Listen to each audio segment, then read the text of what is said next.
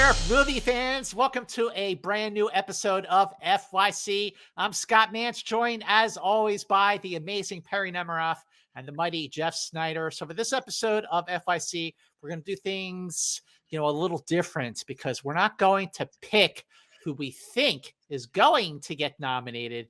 We're going to fill out our own ballots. We're saying this is who we want to get nominated. And as you can imagine, we're going to have 3 very different ballots for each of the categories that we are going to run through on this episode. So we are going to get started with Best Picture, our Best Picture ballot, the FYC Best Picture ballot. 3 different, I'm sure, FYC Best Picture ballots. Let's start with you, Perri. What's number 1 on your ballot? So I feel like you came up with this concept and it was meant to be movies that don't really have a shot but could have had a shot. And that's not what my list is at all, by the way. Okay. So I agree. The instructions for today's episode were very unclear, ladies and gentlemen. So I'm breaking all the rules with my first pick, and I'm picking something that didn't have a shot in hell, and also something that doesn't quite qualify in the way that I'm going to state it. Go for it. The Fear Street trilogy. Okay. But wait. Okay, wait a second. Go ahead. You got to pick one. You can't do the whole trilogy unless you want all 3 movies nominated and you want to give them 3 of 10 slots. None of this game makes sense, so I could do whatever I want. But just because you're saying that, I can't even. I refuse to rank these damn movies because I think they're all great for different reasons. All right, if I had to pick one, I'll give the edge to 1994 because the bread slicer is an epic kill scene.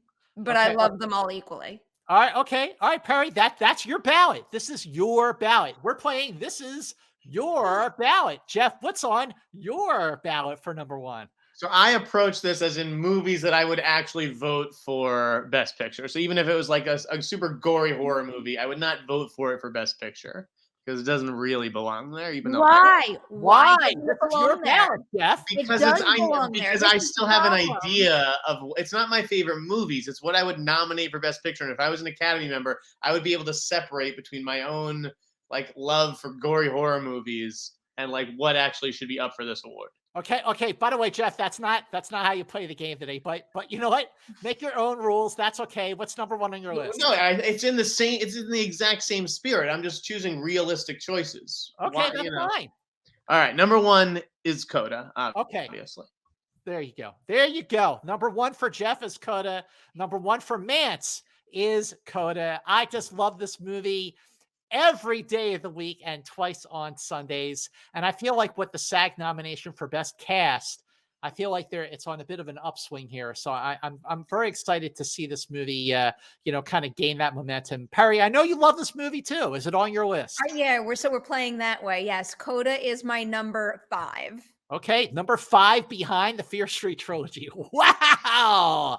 There's going to be a lot more reactions like that on this episode. Okay, Jeff. So Coda was not your number 1. Coda is my number 1. Jeff, what is your number 2? King Richard. Okay. All right. King Richard. King Richard is number 4 on my list. It's nominated for 6 Critics' Choice awards, and it's a movie I've seen I think 3 or 4 times now, especially because it's been on HBO Max. I love this movie. I mean, I just love this movie. I love this movie when I saw it. Very good. I don't care if it's on everyone else's list. This is on my list. It's on Jeff's list, and Perri, it's on yours. It's not quite great, but it's very good. We're not playing the same game. My number 2 is a movie that I think should be nominated for Best Animated Feature and also Best Picture, and it's The Mitchells versus the Machines. All right, no, you're playing the right game. I felt like I had to go with my top 10 because the truth of the matter is, and I do this quite a bit with my own voting in the organizations that I'm a part of. When I get the nomination ballots, listen, deep down, I know that if I put Fear Street in a sense, it's kind of like a wasted vote because I know that not enough of the voting body is going to get behind it to actually get it a nomination. But I take that nomination process just like very straightforward and purely. And I see, like, what do you think is the best of the year? I'm going to put my best of the year. Well, you should. That's what you should be doing. When you vote for your organizations, like if I'm voting for like PGA or Critics' Choice, I'm not going to vote what I think the other members of the group are going to vote for. I'm picking my favorite movies and my favorite performances. And if it's a long shot, if it's a movie or a performance that has absolutely no chance in hell of getting nominated, I don't care. This is my vote. This is the one thing, or whatever guilds you're in or whatever voting groups you're in, Perri and Jeff, whatever you want to vote for, this is your vote. This is why you are a member of this group. This is why it's all about the interpretation of this assignment. We're playing the same game but under different rules. So that's okay. That is what's making this conversation already very, very good. And Perri, when we were talking about animated feature on the last episode of FYC, Mitchell's versus the Machines was your number one favorite animated movie. So of course it's going to be on your list. My number two movie is just a movie that I think is in line with what a lot of the other groups and guilds and voting whatever are saying. And I love the hell out of West Side Story. 11 Critics' Choice nominations. That's all great. But I just love the film. I think it's a better movie than the original. And I cannot get enough of Ariana DeBose in this film. I mean, she is what makes the movie worth watching for me above all else. And I just love it. And, I got a screener of it and I've already watched it a couple times just because I wanted to. And I'm wondering if it is on either one of your lists. No. Ooh, no. Okay. All right. That's okay. That's fine. I do think it's very, very good. I was actually just rewatching some of it earlier today because I had Maddie Ziegler on Ladies Night and she's in the movie, and just like watching some of those sequences and thinking to myself, like, holy shit, how do you do that? Yeah, they rehearse for a year and it shows because, it's just the choreography is incredible. Okay. So then Jeff, what is second on your list? Second for me was King Richard. So I've done two. Okay, so we have my number two was West Side Story. Perri's is Mitchell's versus the Machines, and Jeff's is Richard. All right, then going on to Perri. What's your number three? It's actually one that could get a Best Picture nomination. It's Tick, Tick, Boom. Okay, all right, that's a good one. That's a great one, actually. I mean, I have that very movie strongly about that one. I have that movie representing on one of the other categories, but that is a great film. I'm very happy to hear that. If that wasn't the case, I would have been disappointed. No, absolutely. Jeff is Tick, Tick, Boom. That is on my list. It's at number 9. Okay, number 9 for Jeff. I did my list basically alphabetically, but it kind of works in the same order. That's cool. It's not on my list, but I did love the movie, and it is representing someplace else. Number 3, I really did love Belfast. I mean, I know I'm sort of going along with the status quo here, but that's okay. That's what's making this conversation really, really interesting. I didn't realize you loved Belfast that much. Yeah, I thought you were a little more mixed on it. I loved it when I saw it at Telluride. You go into these things, and this is what I love about going to film festivals is, there's no buzz, there's nothing. You just go in and you discover a movie for yourself.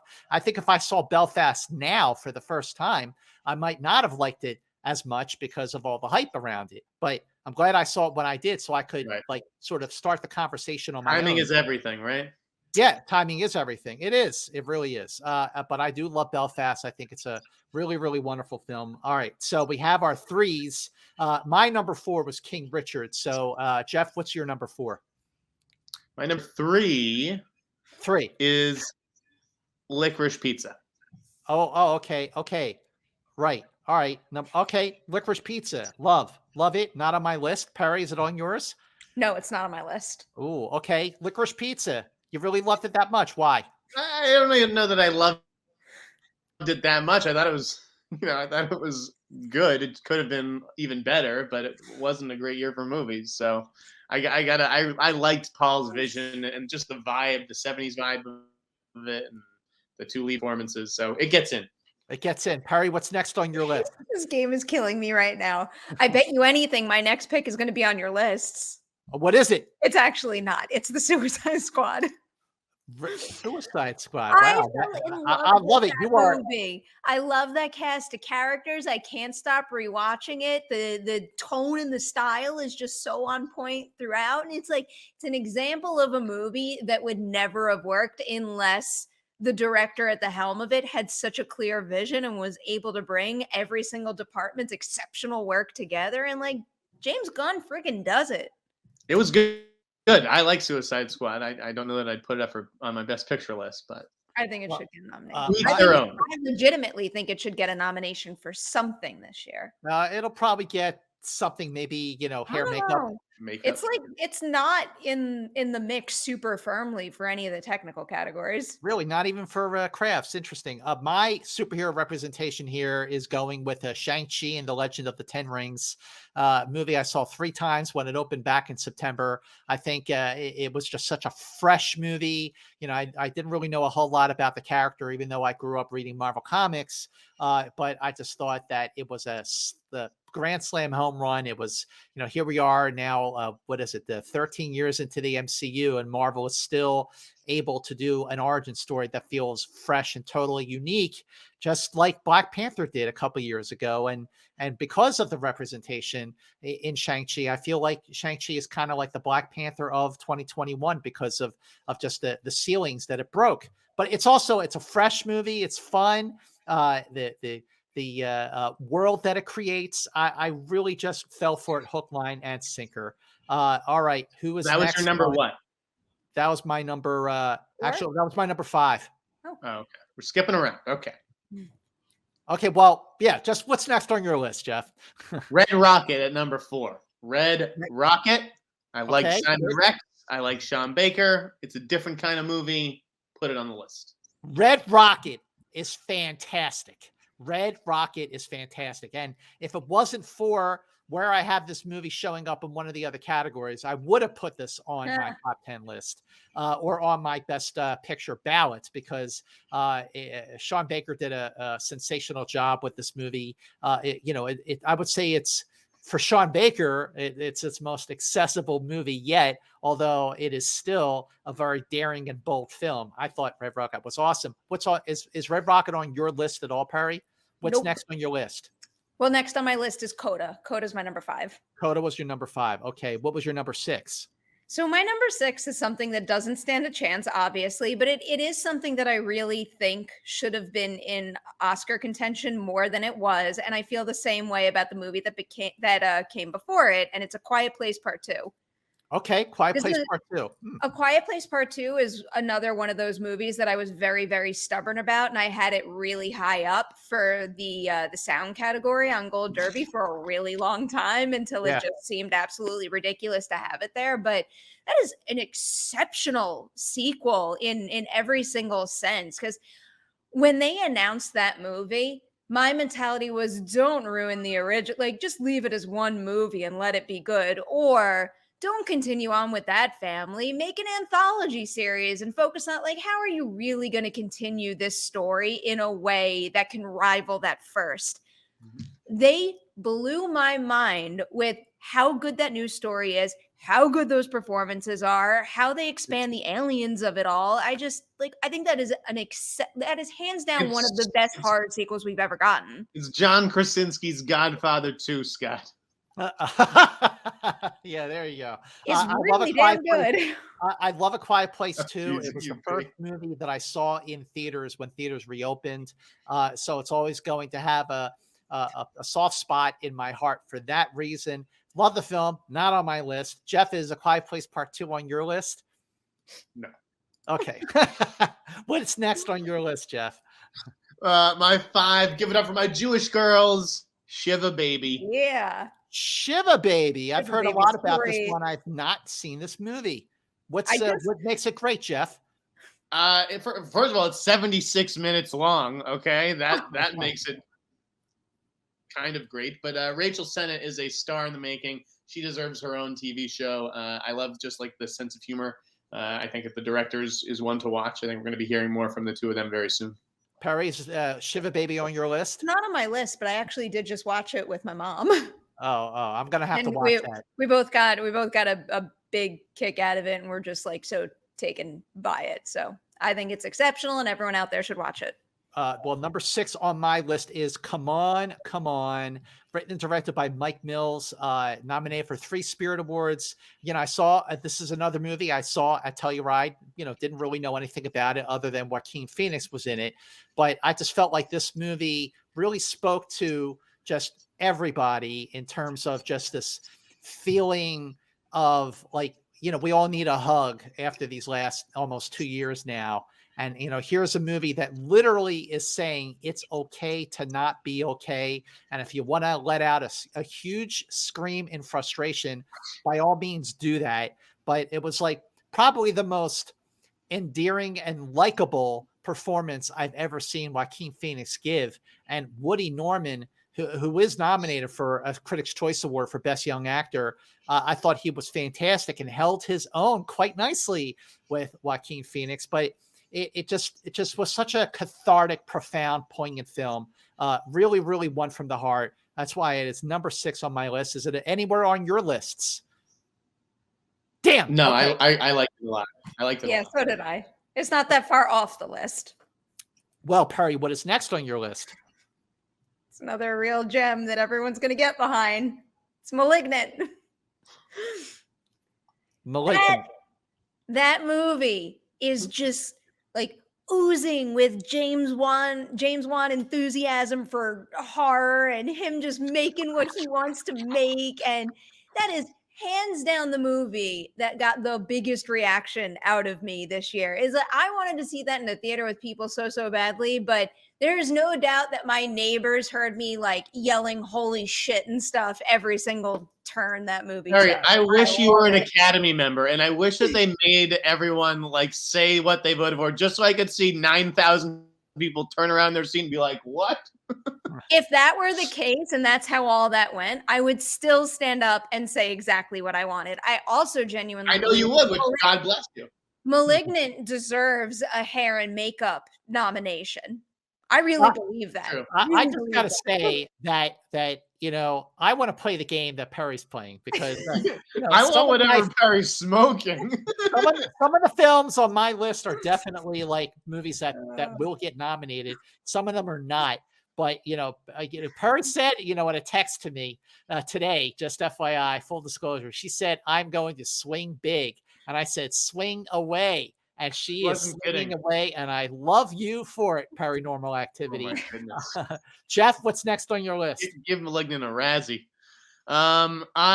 This one, Perri and I will hopefully agree on. My number 6 was Spencer. Great. Okay. Of course. I mean, it's a great movie, regardless of what the Academy thinks about it. I love it too. Spencer is number 7 on my list.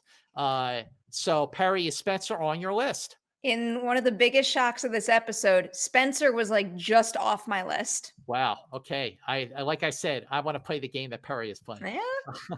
I mean, I love Spencer. I mean, I watched it again recently, and someone said, wow, you watch a lot of movies a few times. And for award season, I do watch a lot of these movies a few times because we're going to be talking about them for 6 or 7 months. So you better know them inside and out. But this was one that I love watching over and over again. Spencer is great. The cinematography, obviously Kristen Stewart's performance, really, really, Pablo Larraín really directed the hell out of it. But okay, so you're not on KTLA. Not now, I'm not.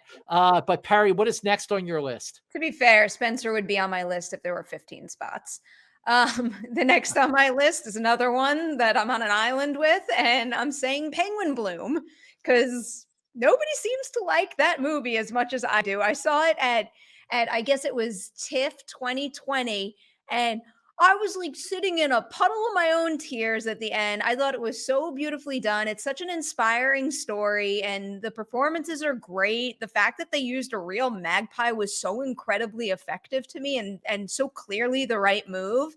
It just like, that was a movie that really just like grabbed my heart, tugged at all my heartstrings, any cliche you want to throw in there. And I said to myself after I saw it at TIFF, if this movie was coming out in 2020, it would be on my top 10 of the year. It didn't. It came out 2021, and it was early 2021. So I kind of sat there with it, and I put it in my back pocket and just waited. And at the end of the year, I rewatched it. I'm like, no, like this really does deserve a spot on my list, and I got one.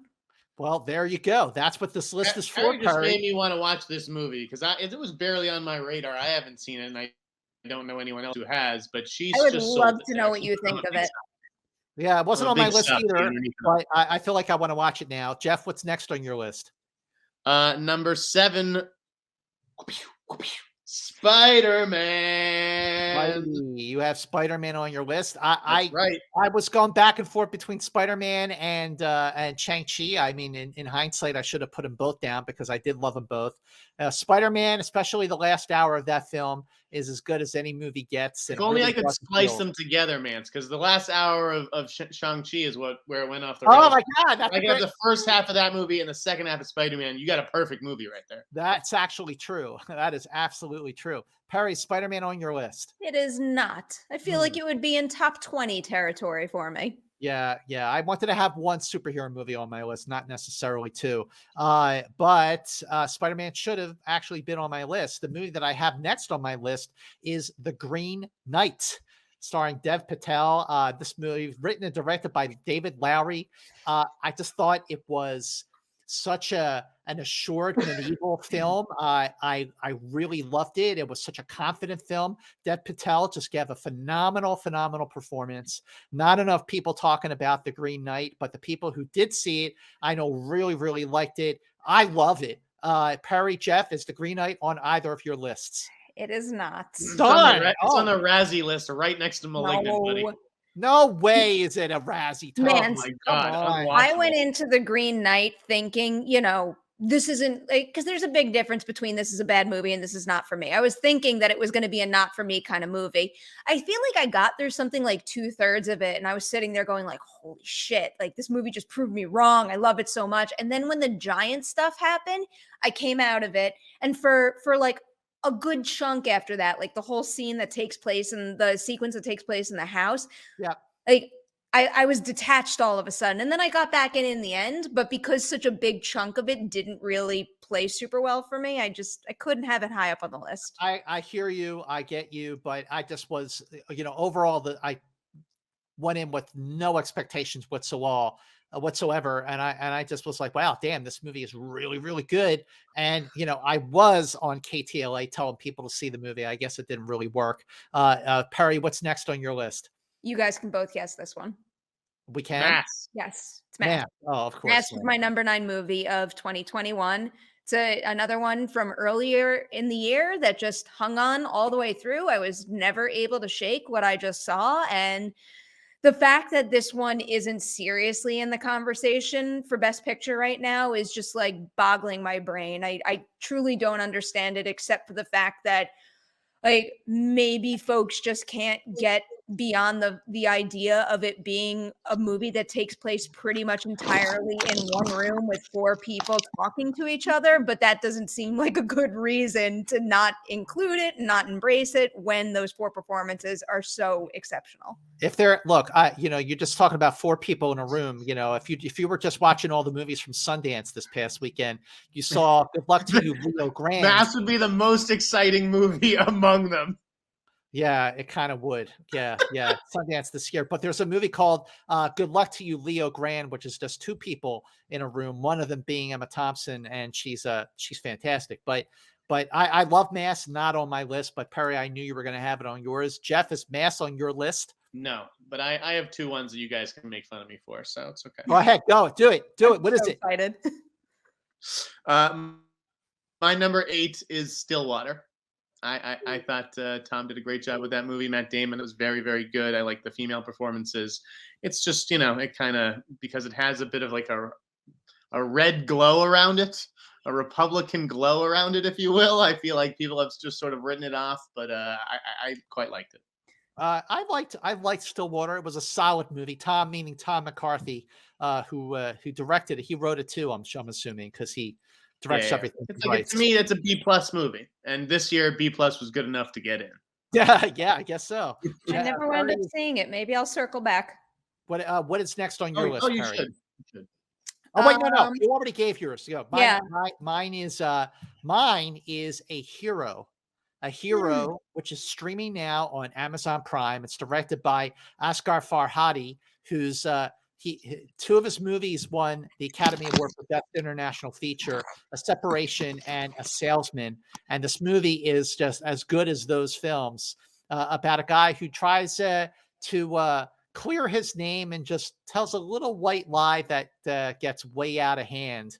And it is gripping, riveting stuff. A Hero. It is streaming on Amazon Prime, and it is a must-see movie. And the lead actor, Amir Jadidi, is absolutely superb. And this is just as good as anything that Asghar Farhadi has done yet. I mean, he's just an amazing, amazing filmmaker. He's like Pedro Almodovar in the sense that whenever he has a new movie, I'm like, I cannot wait to watch it. And A Hero is must-see stuff. I don't know if you guys have had a chance to see it, but watch it. Trust me. Trust the Mance on A Hero, so I can be a hero for recommending a good movie to both of you. All right. We're going to circle back to Jeff so Jeff can catch up with us. Jeff, what's your number 9? Is he there? Jeff, I wondered why he was giving me that look. He froze on a really good shot, though. Yeah, he froze on a shot. Like usually if I freeze, I'm like making a stinky face or something, but like this could be Jeff's Facebook photo. Okay. I'm back. I don't know. Jeff, right. Your Wi-Fi sucks. Yeah, we're having a connection issue. Okay, Jeff. There we go. We got you back. Right. You look really nice. Where were we? Number 9, Jeff. What's your number 9? My number 9 was Tick, Tick, Boom. Tick, Tick, Boom. But okay, no, but I know where I was going with this. You were talking about A Hero. Now, I do believe that, all movies should be able to compete for Best Picture, right? I think that it's a good thing that we're having more and more international language movies. And for my number 10, I was thinking of putting an international language movie, but I don't know, they also have their own award. And it's like, well, why do they get their own award? And then movies that, I just don't understand it. Yeah, but that's not what this game is. We're picking the nominees. Right. So I had to make a choice about which rules I sort of wanted to play by. Kind of. Anyways, I chose a movie that started with W-O-R. W-O-R. And it's not. Yes. Any guesses? It's not Worst Person in the World. Worst Person in the World, I thought was the best foreign language movie of the year. I thought it was better than A Hero, but I ended up going with Worth, which I think was the best Netflix movie of the year.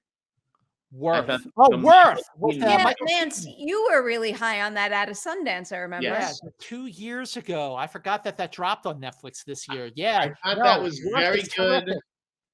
Solid cast, a B+ movie, like Stillwater, but to me, good enough to make my top 10 movies that I think should be nominated for Best Picture. Absolutely. Worth is terrific. Worth is a Michael Keaton. It's a 9/11 drama.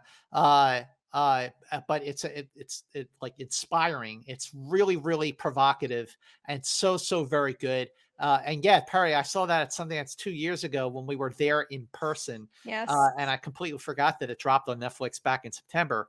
But Perri, let's round out your top 10. What's your number 10? This is another one that I genuinely believe should be in the conversation more than it is. It's a feature directorial debut. Have either of you seen Violet?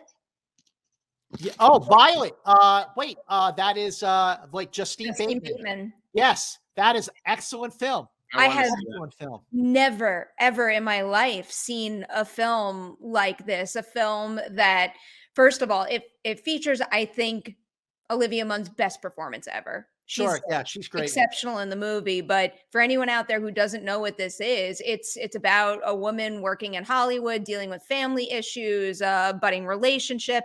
And what happens is you get Olivia Munn's performance, but then you also get the voice in her head, voiced by Justin Theroux. But then on top of that, you get other inner thoughts via text on the screen. Then there's also flashbacks and other visual techniques used. And as I'm explaining it, it might sound like too much for one movie, like that shouldn't work, but somehow it all kind of comes together really beautifully and really well and gives you the feeling like that is what your inner thoughts might look like on screen. It basically feels to me like the live action and more adult version of Inside Out, where it's one of the first movies that really helped me picture what might be going on inside my head. And I was so impressed by it.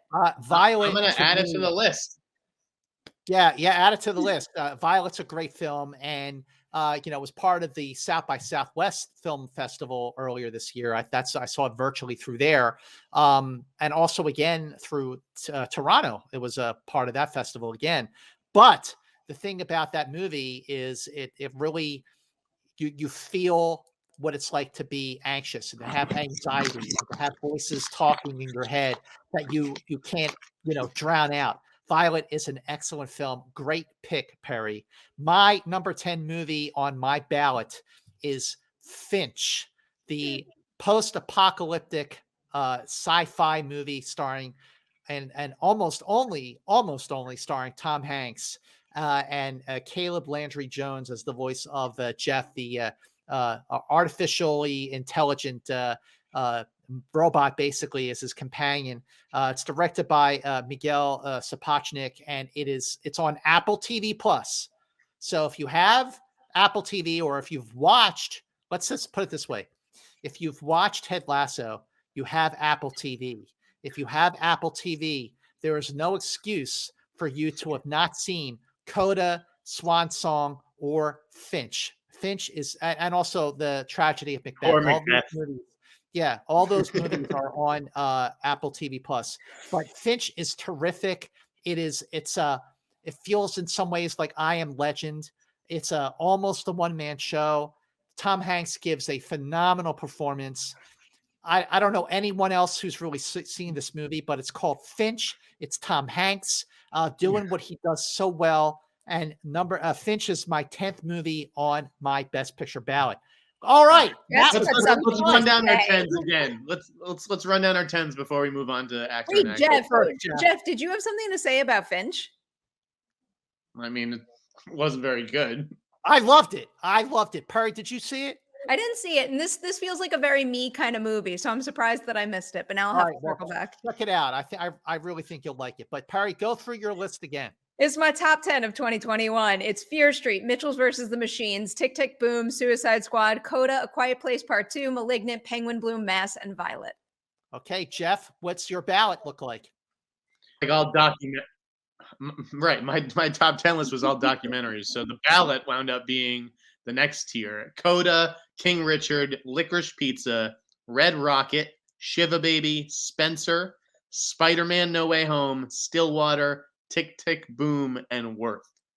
My Oscar ballot for Best Picture is Coda, West Side Story, Belfast, King Richard, Come On, Spencer, A Hero, Shang-Chi and the Legend of the Ten Rings, The Green Knight, and Finch. All right, let's move on to Best Actress, and I'm going to take the lead here for Best Actress.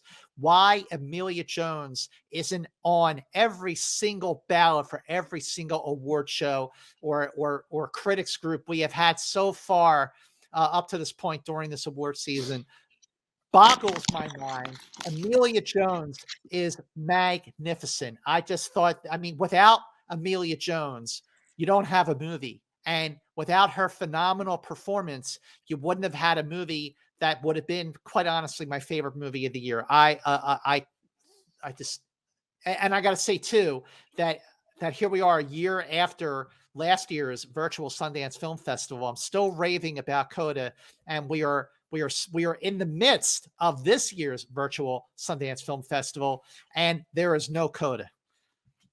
All right. Either one of you have Amelia Jones on your list? I do. Yay, Perri! Perri is my number 3. All right. Okay, good. I like to hear that. But who was your number 1, Perri? I'll get this out of the way first. So again, I'm not playing by any Academy rules, because obviously everybody that is in mass was all submitted as supporting, which, I think is part of the problem. If I were in charge of that campaign, I would have done Martha Plimpton as lead and Ann Dowd as supporting. So Ann Dowd is not on my list for that reason, but Martha Plimpton is my number 1. Just jaw-dropping work. She is so incredible in that movie. And it's not that I didn't know what she was capable of, but that is just top tier, next level stuff for her. But for anybody else in this industry, my brain is not computing why she is not getting an Academy Award nomination this year. That movie should be far up on a lot of lists. I'm with you on Mass. Jeff, what is your number one on your ballot for Best Actress? Well, I agreed with you. It was Amelia Jones. Yay, yay. Oh, that makes me happy. Go Amelia Jones. Yeah. Go Amelia Jones. All right, number two, Perri, who is on your number two? Who's number two on your list? This is where I have Spencer coming in. I've got Kristen Stewart here. You know, like again, another one where I could probably say this is one of the best performances of her career. And she's done a whole lot of other things where, you know, every single time she makes a new movie, there's another layer to her that I'm like, I didn't know you were capable of that. But Yeah. this movie, like there's so many reasons why on paper I'd be like, this movie shouldn't work. But Kristen Stewart is at the top of her game. Everyone around her is. And man, is that an unforgettable performance. I got to say, so first of all, Kristen Stewart is number two on my list as well. And I think that she is a phenomenal actor. I've seen her in so many things, so many movies where she is just really knocked my socks off with an amazing performance. But so to call her a revelation in Spencer is such a bold statement, but that's how amazing her performance is. Like I didn't even know that she could just take it to that level after she's taken it to a great level so many times. Jeff, is Kristen Stewart on your list? Yes, she was my number three. I thought it's All right. definitely the best performance of her career. Yeah, she was great. I would be happy if she won the Oscar. All right, then who is your number two, Jeff? It was Alana Haim from Licorice Pizza. I thought All right. she just, you know, she didn't feel like an actress. She felt like a real person. Yeah, which I think is pretty difficult. And yeah, I liked everything that she brought to the table, her whole energy. Yeah, good movie, good performance. Okay, so Amelia Jones was number three on Perri's list. My number three is Isabel Fuhrman from The Novice. She was great. I haven't seen The Novice, and I keep hearing just the best things about it. Man, you are making me want to like run off and go watch it immediately after this. I would say, you know, go Perri. Jeff and I will just hang out till you get back because Isabel Fuhrman's performance. I would hang out with you. She was nominated for an Independent Spirit Award. The movie was nominated for 5 Spirit Awards, including feature and director and screenplay and cinematography and lead actress. And Isabel Fuhrman, phenomenal, so committed, so grueling, so intense, just absolutely like so immersed, like the preparation, the places that she had to go to deliver this performance as a college rower who is just obsessed with the sport. It's phenomenal. It's riveting. It's a little disturbing, but you know, that's because it's so effective. If The Novice had stuck the landing like I thought it could have, it would have been one of the year's best movies. Well, I still think that Novice is one of the year's best movies. It's a phenomenal movie, and her performance. I mean, she's nominated for a Spirit Award. If it was up to me, she'd be getting nominated for an Oscar. She's on my ballot. So Perri, do check it out when you can, and hit us up on Twitter and let us know what you think of The Novice. All right, Perri, number 4 on your list. All right, this is where I'm picking a me pick here.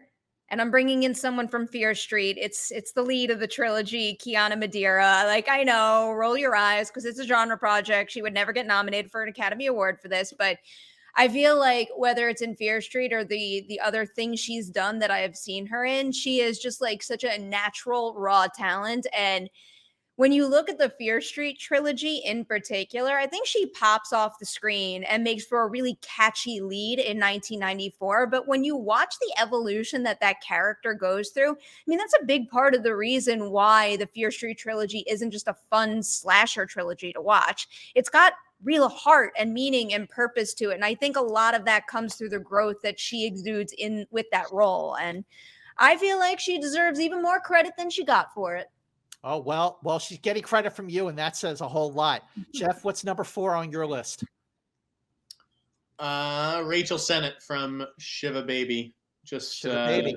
Yeah, great comic timing, you know, great voice, a lack of vanity, and a certain fearlessness as a young actress, like a bull in a china shop almost. I liked her. Okay, well, number 4 on my list is Penelope Cruz for Parallel Mothers. It's her 7th time working with Pedro Almodovar. Talk about an amazing working relationship. And if there's 2 people who are the muse of Pedro, it's Antonio Banderas and definitely Penelope Cruz. Cruz is already an Oscar winner for Vicky Cristina Barcelona, but she was nominated for Pedro's movie, I think Volver. And she just gives, I don't know if it's her best of all the films she's done with Pedro, but it's definitely one of her very best. And it's one of the best performances from an actress this year. And she's phenomenal. And it's a movie's almost like a two-hander between her and Melina Smith. They're both they both given birth to the same day in the same hospital, and their lives intersect in unexpected ways. Leads to a shocking conclusion. Perri, I know you saw this movie too. You liked it, right? I liked it quite a bit. I want Penelope Cruz to get one of the actual nominations. She's not on my list, but if I had like a next tier, she would be in there. She'd be in the next tier. Jeff, right below the Fear Street actress, man. Exactly. Right below. Jeff, Perri, what is number 5 on your list then? I'm fully behind this pick, but I'll just emphasize that Sundance this year has had her on the top of my mind on this particular day because I watched her other new movie last night. It's Rebecca Hall for The Night House. And, you know, just make this Rebecca Hall in freaking everything. I mean, talk about someone who is undervalued for her work. I mean, I can't think of a single Rebecca Hall performance where I'm like, you didn't do it. Like, no, she always gives everything she's got and then some. But the Night House in particular is super chilling. And I feel like that concept working so heavily rests on her shoulders. And I'll just point out the same thing is true of Resurrection. My God. Yeah, Resurrection's something crazy. else. And she also directed Passing. So Yes. so she's Good year for Rebecca Hall. It's a And very good it's year. It's a very continuing. good year. All right, Jeff, what about number 5 for you? She was good in that. I went with Renata Rainsby from The Worst Person in the World. She was She's great. Worst Person in the World is terrific. I mean, I saw that before Sundance, but it is part of the Sundance film slate. Number 5 on my list. I know she's getting positioned for supporting actress, but if Martha Plimpton is up for the lead, then why not Ann Dowd? I mean, Ann Dowd gave a lead performance in that movie, just like Martha Plimpton did. There's really no differentiation, but I get that. But she's still, again, this is my ballot. Ann Dowd, go Mass. I love the film, just like you did, Perri. I think Ann Dowd. It's a bold statement to say that she gave the best performance of that movie because they're all great, but she did. So I think that's that she rounds out my top 5. All right, Jeff, your 5 on your ballot for Best Actress are.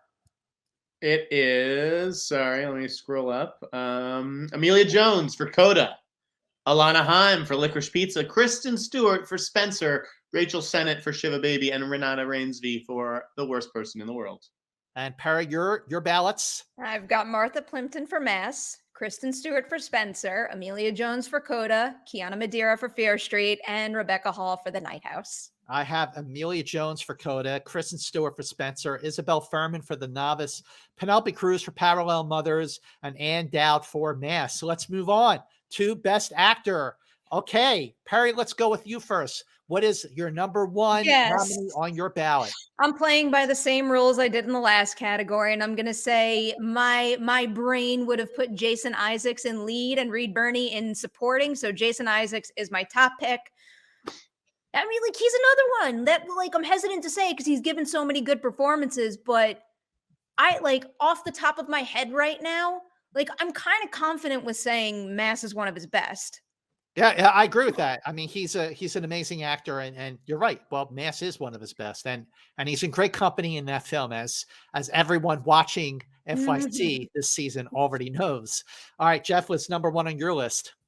I decided to get jiggy with it and go with Will Smith for King Richard.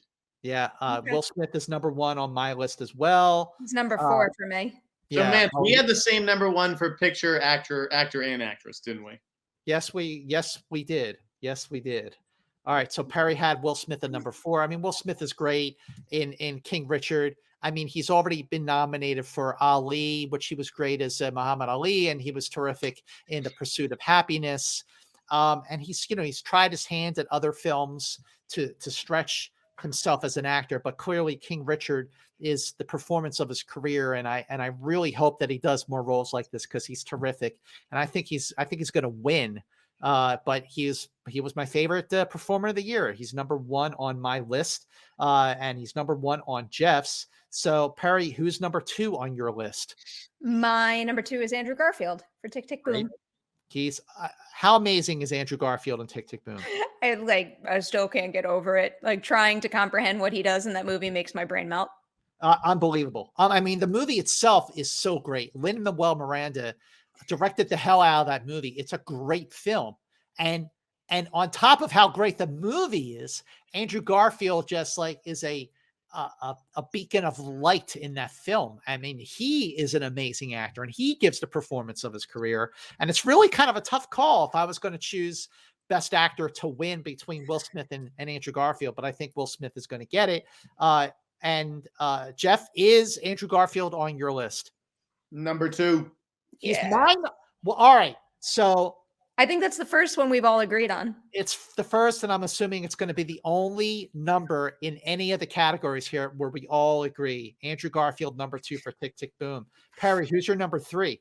So my number 3 is actually Tim Blake Nelson for Old Henry. That was a movie that was not on my radar whatsoever. And even when I watched the trailer, I was thinking it was maybe going to be a not for me type of film. And I was encouraged to watch it. And I don't think I realized how much I needed a Western like that in my life. And he's got such incredible presence in that movie. I just couldn't take my eyes off of him. It's such a unique chemistry with everybody that he's working with in that film. This is one of those movies and one of those performances where I know it's itty bitty compared to the big players, but I was kind of hoping that it would build and get more notoriety, more word of mouth, and he would wind up slipping into the legitimate best actor nomination group. Wow, excellent. Love that. All right, Jeff, who's number 3 on yours? Vance, did you see Old Henry? I did not. I feel like you'd really like it, man. You gotta see it. What is it on Netflix or something? On VOD. It's worth $3.99. All right. Oh yeah, okay. It was great. I will do that. I will definitely do that. Jeff, who's number 3 on your list? Nice pick, Perri. I would go back to my best picture conversation. I got to go to Matt Damon, just doing an old school movie star thing in Stillwater. I don't think there's a lot of guys who could have played that part capably, and it asks a lot of him. He's got to go to France. He's got to, deal with the French language and culture, and his daughter's in prison. And yeah, I just think we kind of were kicking this guy while he was down for a little while. He was in some Oscar bait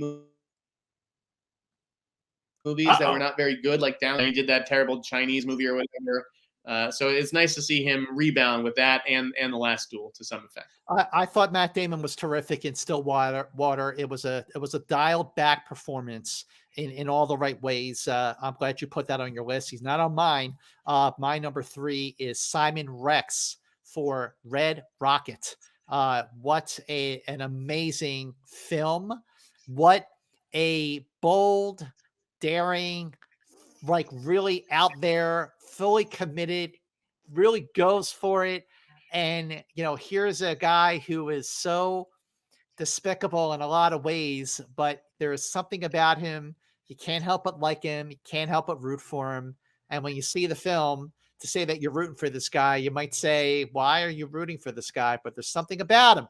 And that is because Simon Rex really pulled it off with an amazing performance. He's in every scene in the film. This is the one that's directed by Sean Baker, who did the Florida Project and Tangerine.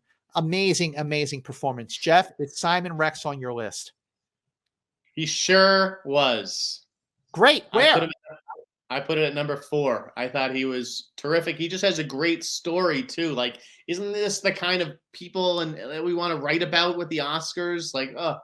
What a fantastic story this season. I hope he does get nominated. His story being that he was kind of, he was best known for being in the Scary Movie series, and kind of just fell off the radar and kind of got out of Hollywood for a little while. And now he comes back with this role and everyone's talking about him again. I mean, we really reinvent his career in all the right ways. All right, Perri, number 5. I got one left. My last one is going to Clifton Collins Jr. for Jockey. That was actually another one that I saw at Sundance last year, and it really struck me. And, he's also another one that is just like a constant unsung hero. I mean, I feel like he's often put in smaller roles where he makes the absolute most of them and makes a huge impression, but there are other flashier things happening around him, and he doesn't get the credit that he deserves. And here he is just front and center in this really like raw and heartfelt story. He plays a jockey who is kind of, like aging out of the job, and he's struggling to deal with that. And just like a beautiful, deeply sincere and moving story. And he is exceptional in it. Excellent choice, Jeff. You're number 5. Very ace this category. I liked her picks. My number 5. I decided I was going to carry the torch for this movement, because talk about a guy that the industry had sort of left for dead that we'd all sort of given up on. And that would be Oscar winner Nicolas Cage for Pig. He's number 5. Relegated to starring in straight-to-VOD movies with one-word titles.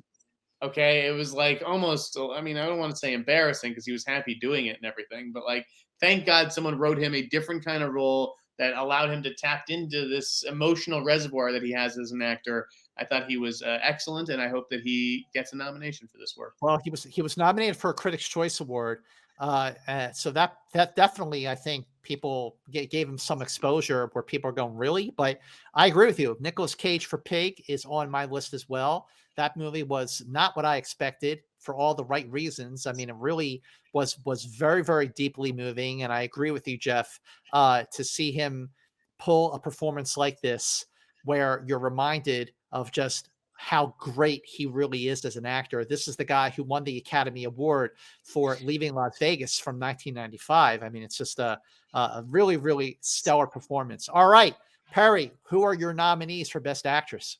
My nominees for Best Actor are Jason Isaacs for Mess. I have Andrew Garfield for Tick, Tick, Boom, Tim Blake Nelson for Old Henry, Will Smith for King Richard, and Clifton Collins Jr. for Jockey. Jeff, who are your nominees for Best Actor? Well, we have 4 of the same, man. So that would be Will Smith for King Richard, Andrew Garfield for Tick, Tick, Boom, Simon Rex for Red Rocket, and Nicolas Cage for Pig. And I threw in Matt Damon for Stillwater. Yes, you did. My nominees for Best Actor are, who are they? My nominees for Best Actor. I just said them. I just said 4. 4 plus 1. Yeah, Will Smith. Wait. Will Smith, Andrew Garfield, Simon Rex, Nicolas Cage, and Peter Dinklage. Peter Dinklage, I have on my list. Oh, surprise. So I forgot to mention Peter Dinklage. So close to doing the same, Mance. Yeah, so Peter Dinklage is a phenomenal in Cyrano, a 4-time Emmy winner who gave a revelatory performance as Cyrano de Bergerac in Cyrano. And it is a fantastic movie that unfortunately has kept getting pushed back because of Omicron. But I saw it at Telluride. I loved it. It's a fantastic movie. He's amazing in it. And I hope that enough people see it so he does get nominated. But I am putting him on my ballot because... What have you noticed this week, though, man? What's that? What have you noticed in the last 24 hours, though? What have I We're all talking about Peter Dinklage, okay? With the Snow White thing, it's almost like a brilliant campaign tactic. We're all talking about him for like basically taking a shot at Disney. It's genius. Well, see now this was a really, really fun show. This is what I wanted. I wanted something loose and not really structured. And I like that at least Perri was playing a different game, but we're all playing the same game here. And this is a lot of fun. Everyone watching, make sure you let us know in the comments section what you think of our picks for our nominees for Best Actor, Best Actress, and Best Picture. Who would you put on your ballot that we didn't? Comment below. Let us know. Make sure you share this episode of FYC with everyone, because this is the kind of episode of FYC that I think you're all are going to like, because, we all we all want to have our own ballots, and the three of us did ours. So make sure you share this episode of FYC on your social media. Tell people to watch FYC, and make sure you hit me up on Twitter and Instagram at Movie Mance. Everyone, give a big shout out and thank you to Perri Nemiroff for keeping FYC going in season 4. Perri, where can people find you? On Twitter and Instagram at Nemiroff. And Jeff, where can people find you?